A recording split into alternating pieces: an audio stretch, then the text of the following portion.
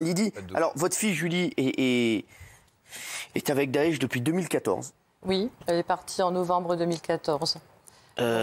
Elle étudie en Allemagne, c'est ça? Alors, elle était en prépa littéraire à Lille.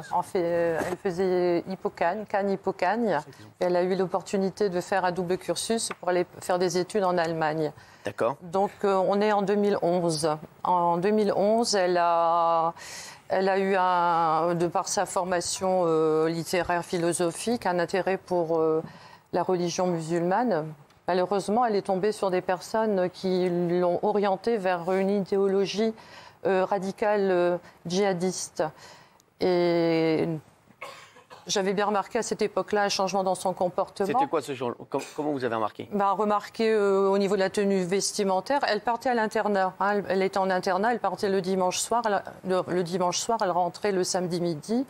Et j'avais remarqué quand elle rentrait... sa façon de s'habiller, de se maquiller. Elle s'habillait comment?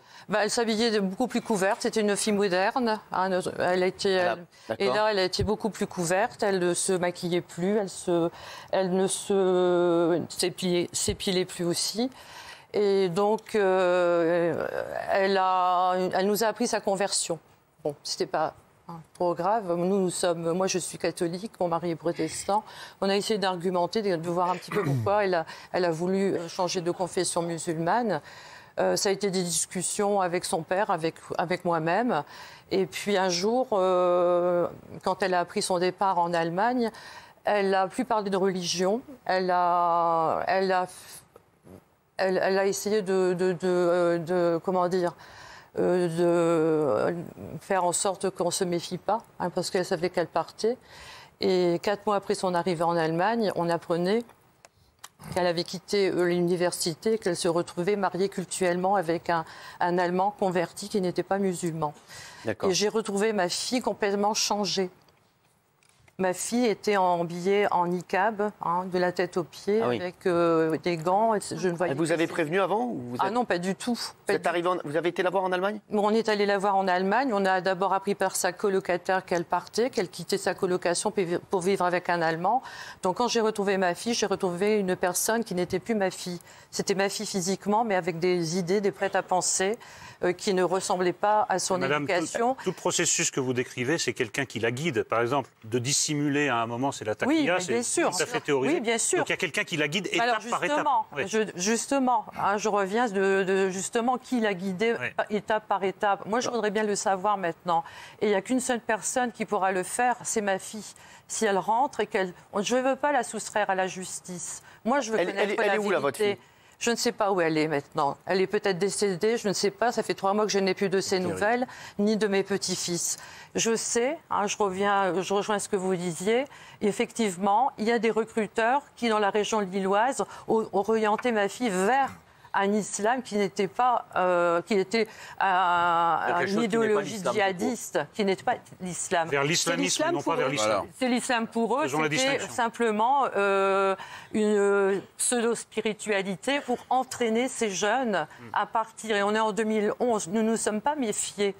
On a fait confiance à notre fille. Elle est partie là-bas en Allemagne et nous avons découvert ça après. Lydie, quelles sont les dernières nouvelles que vous avez eues de votre fille? Les dernières nouvelles, c'est il y a 3 mois. Elle était dans la région de Der ez-Zor, donc le dernier bastion. C'est où? Dans le sud-est de la Syrie. D'accord.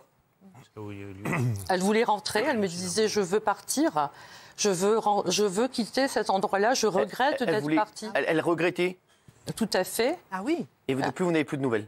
Elle regrettait d'être partie, mais elle était entourée de Kurdes, de la coalition internationale. Ils n'avaient plus d'alimentation. Il y avait un blocus, donc elles n'étaient plus nourries. Ils commençaient à être bombardés. Donc voilà, elle souhaitait rentrer, elle regrettait d'être partie. Elle est maman, elle a des enfants là-bas? Elle a eu un enfant en Allemagne, elle a eu des enfants effectivement en Syrie également. Elle est partie avec son compagnon? Elle est partie avec son compagnon, malgré le signalement que j'ai fait 3 mois avant, je tiens à le préciser. C'est vous qui avez signalé à la justice française? J'ai signalé à la justice française, effectivement, parce que j'ai vu que ça allait un peu trop loin. En l'ayant vue la dernière fois en août 2014, j'ai fait un signalement.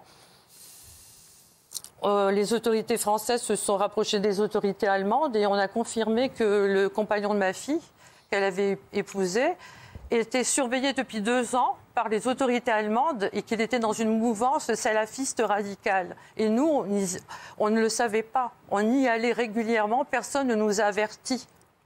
D'accord.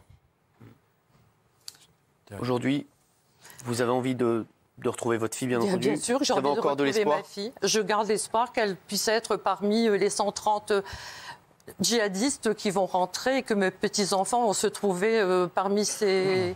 Parce que les enfants n'ont rien demandé, je rejoins ce que vous aviez dit. Ils n'ont rien demandé, les enfants. Ils n'ont pas demandé à naître là-bas, ni à partir là-bas avec leurs parents. Alors forcément, vous êtes pour donc, le rapatriement des enfants, des femmes et des hommes également. Vous espérez retrouver votre fille. Et je ne veux pas la soustraire à la justice. J'ai toujours témoigné dans ce sens. Bah, c'est vous qui l'avez signalé. Je l'ai signalé, j'ai été transparente depuis 4 ans. J'ai donné toutes les informations que j'avais sur ma fille à chaque fois aux autorités. Donc voilà. J'ai eu l'impression même de la dénoncer.